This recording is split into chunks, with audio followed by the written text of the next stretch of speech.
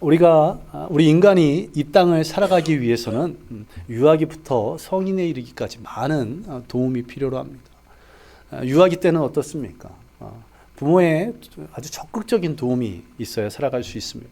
또한 청소년기에는 학업을 위해서 또 건강한 가치관을 만들기 위해서 많은 도움들이 필요합니다.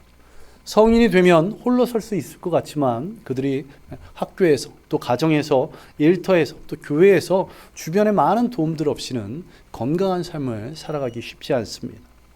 또한 우리가 감당할 수 없는 어려움들이 있습니다. 지금 우리가 경험하고 있는 이런 장마, 집중호우, 인간의 힘으로는 감당하기 어려운 것들입니다. 이외에도 기근과 또 천재지변들이 있을 수 있습니다. 또한 전쟁과 같은 우리 힘으로 감당할 수 없는 수많은 일들이 우리의 삶 가운데 경험되어진다는 것입니다. 우리가 세상을 살아가는 것도 이렇게 쉽지 않은데 거기에 더해서 세상에서 그리스도인으로 살아간다는 것, 그것은 더 쉽지 않습니다. 이 힘든 세상의 삶을 변화시켜 나가라고 말씀하고 있습니다. 또 세상을 변화시켜 나가면서 세상과 버타지 말라고, 세상과 구별된 삶을 살라고 그렇게 말씀하고 있습니다. 주님을 향한 믿음이 있고 또한 세상을 섬길 그런 열정들이 있지만 이 열정과 믿음을 계속해서 유지하는 것, 그것이 쉽지 않다는 것입니다. 우리의 생이 1, 2년 하고 끝날 것입니까? 10년, 20년, 아니 30년, 40년, 50년, 60년을 앞으로 더 살아가야 되는데 이것을 계속 유지하는 것이 결코 쉽지 않다는 것입니다. 그래서 과거 존 버녀는 이러한 우리 그리스도인들의 삶이 쉽지 않음을 깨닫고 철로 역정이라는 책을 썼습니다. 이 책을 보면 우리 사람들이 예수 그리스도를 구주로 영접해 구원을 받고 천국에 이르기까지 삶 가운데 수많은 여정이 있음을 보여주게 됩니다. 존 버녀는 구원받은 이후부터 천국에 가기까지의 우리의 삶이 결코 공짜로 얻어지는 것이 아니라고 그렇게 기록하고 있습니다. 수많은 고난의 계곡들이 있습니다. 또한 가파른 산을 올라 비로소 목적지에 오를 수 있다는 것입니다.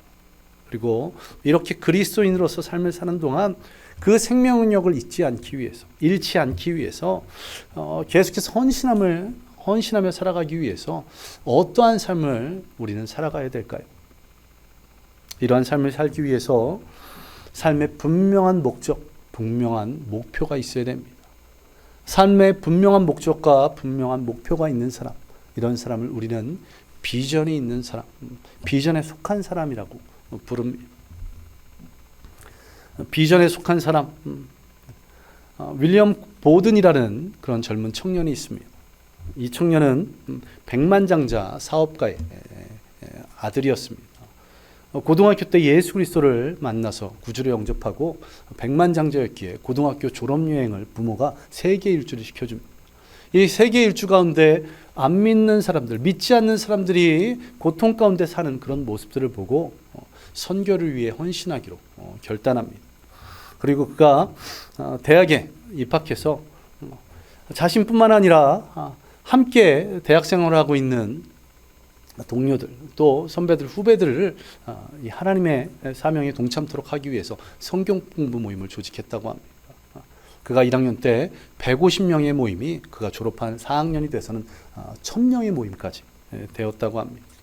그리고 그가 졸업해서 아주 좋은 직장에 남이 부러워할 만한 직장에 갈 수 있었지만 그곳에 입사하지 않고 또한 그 모든 상속 권리도 포기하고 주님의 부르심에 나아갑니다. 세계 선교를 부르신 그 부르심에 응답하고 그가 구체적으로 중국에 있는 무슬림들 선교를 위해서 헌신하고자 합니다. 그리고 그 무슬림 선교를 위해서 아랍어를 배우기 위해 이집트 카이로에서 그 아랍어를 배우고 있었습니다. 이렇게 무슬림 선교를 준비하는 가운데 그가 갑자기 척수 뇌막염에 걸려서 25살의 어린 나이, 정말 꽃다운 나이에 세상을 떠나고 말았습니다. 선교를 준비하는 과정은 있었지만 직접 선교는 제대로 한 번도 해보지 못하고 생을 마감한 것입니다. 세상 사람들의 눈에 볼 때는 어떻습니까?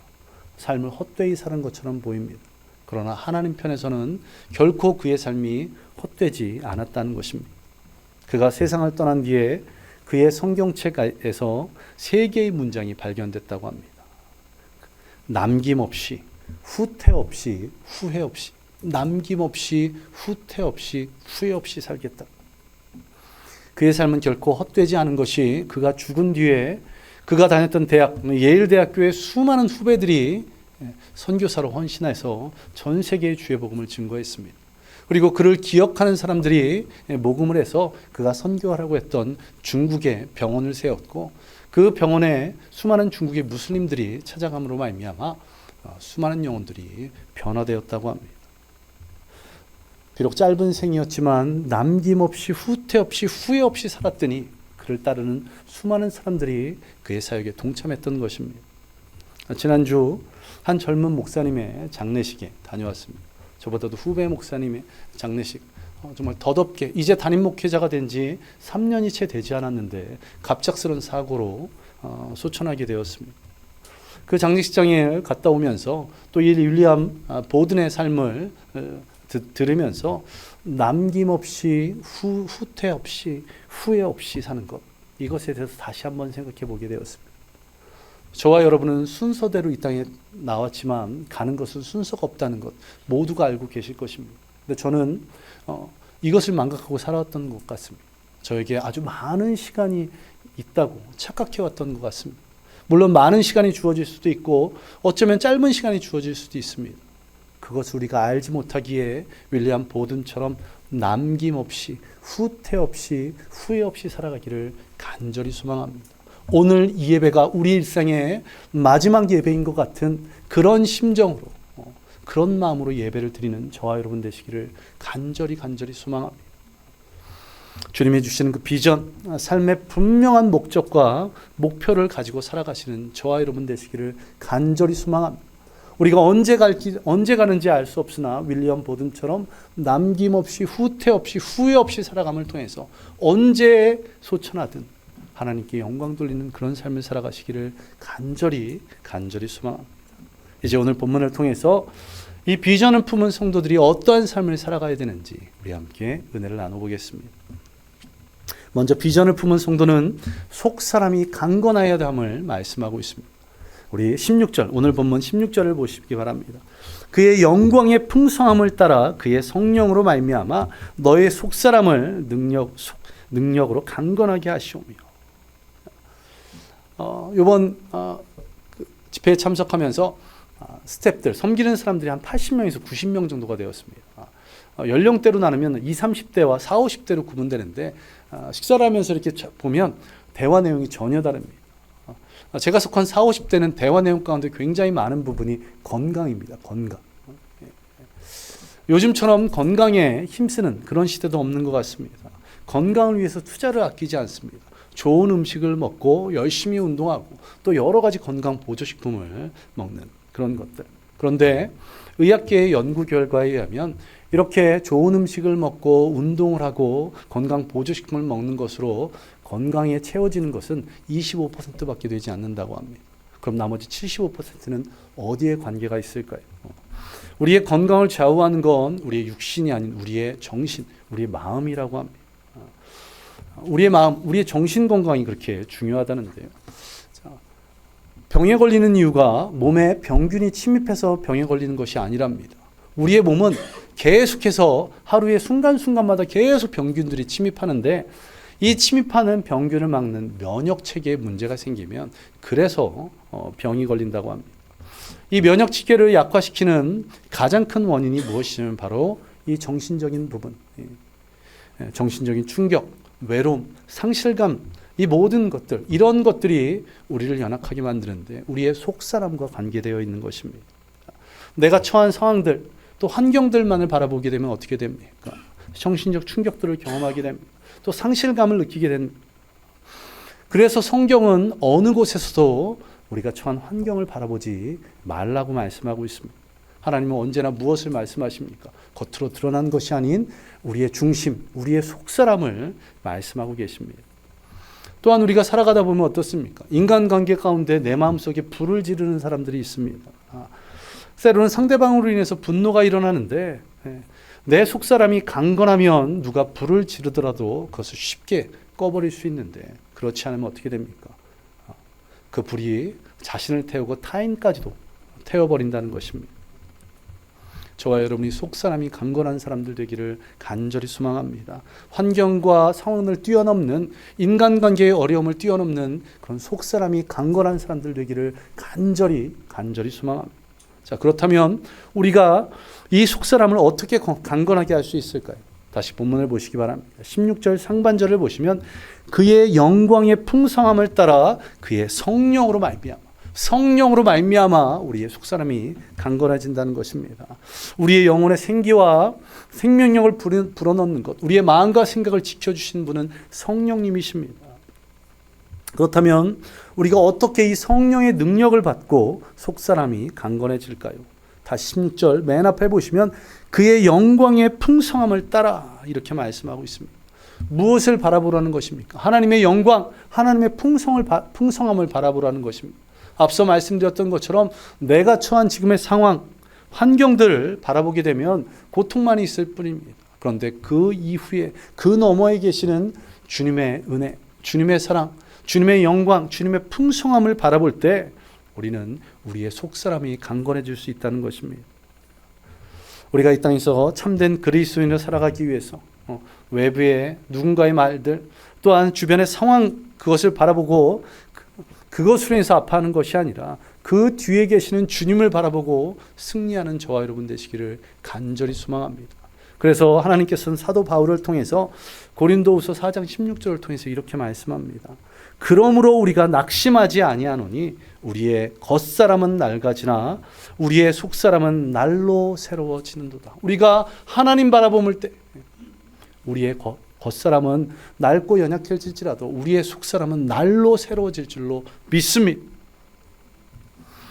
이렇게 속사람이 강건해지는 저와 여러분 되시기를 간절히 소망합니다. 주님이 주시는 그 비전을 품고 속사람이 날마다 새로워지는, 날마다 강건해지는 저와 여러분 되시기를 간절히 소망합니다.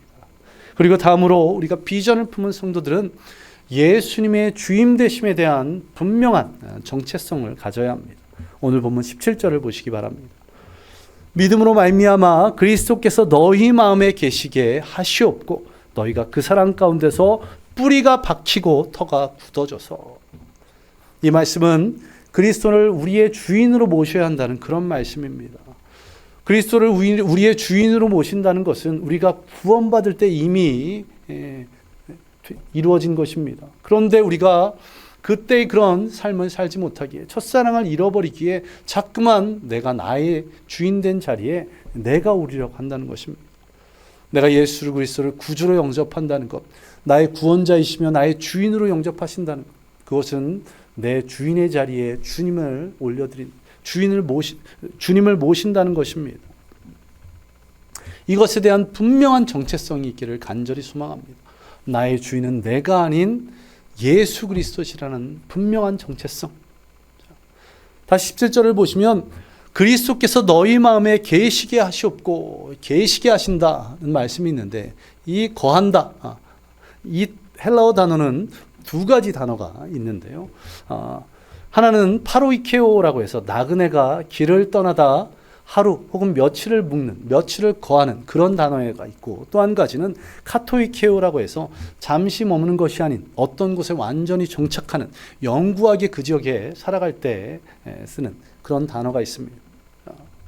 손님이냐 주인이냐에 따라서 우리의 삶의 자세가 달라집니다. 마찬가지로 우리가 믿음으로 살아가면서 예수님을 나의 손님으로 모시는가, 나의 주인으로 모시는가에 대해서 과에 따라서 우리의 신앙의 모습들이 완전하게 달라진다는 것입니다.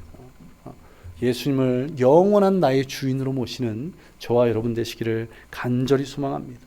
자, 그렇다면 우리가 어떻게 예수님을 우리의 주인으로 모실 수 있을까요?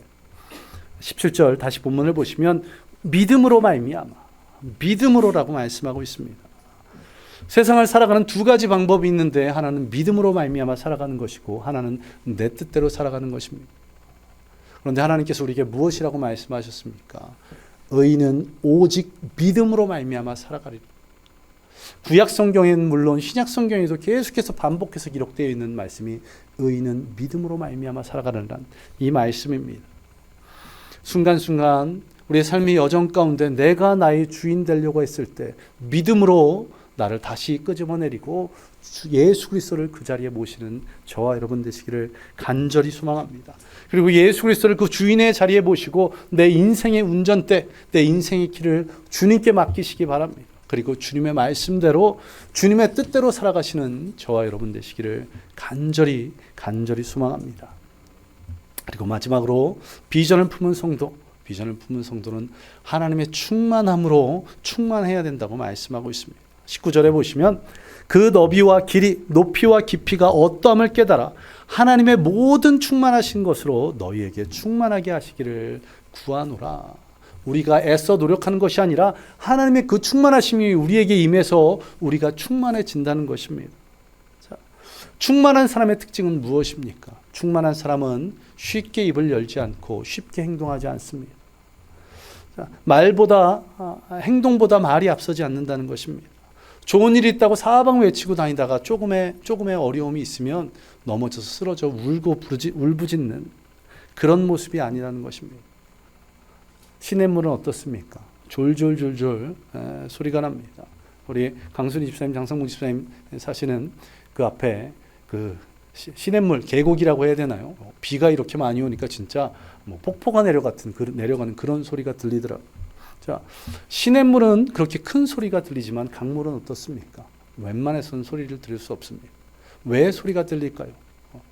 있는 바위, 돌들 여러 가지와 물이 부딪혀서 나는 그런 소리인데 시냇물에는 바위와 돌들이 있고 강물에는 바위와 돌들이 없을까요? 그렇지 않습니다. 강물은 충만해서 그 모든 것들을 품고 있기 때문에 아무런 소리가 들리지 않는 것입니다. 저와 여러분이 하나님의 은혜로, 하나님의 사랑으로, 하나님의 말씀으로 충만해지시기를 간절히 소망합니다. 그리고 작은 것에 흔들리지 않고 왜 큰 고난과 어려움이 있을지라도 묵묵히 믿음의 자리를 지켜나가는 저와 여러분 되시기를 간절히 소망합니다. 다시 17절 하반절을 보시면 뿌리가 박히고 터가 굳어져서 이렇게 말씀하고 있습니다. 하나님의 말씀으로, 하나님의 은혜로, 하나님의 사랑으로 우리가 이렇게 흔들리지 않는 견고한 믿음을 갖기를 간절히 소망합니다.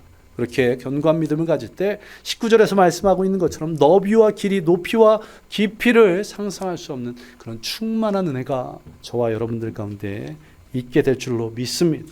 이런 충만함으로 우리의 가정에서, 우리의 일터에서, 우리의 교회에서, 우리 학교에서 어떠한 어려움, 또 어떠한 고난이 닥칠지라도 그것을 흔들림 없이 감당해 나가시기를 간절히 소망합니다.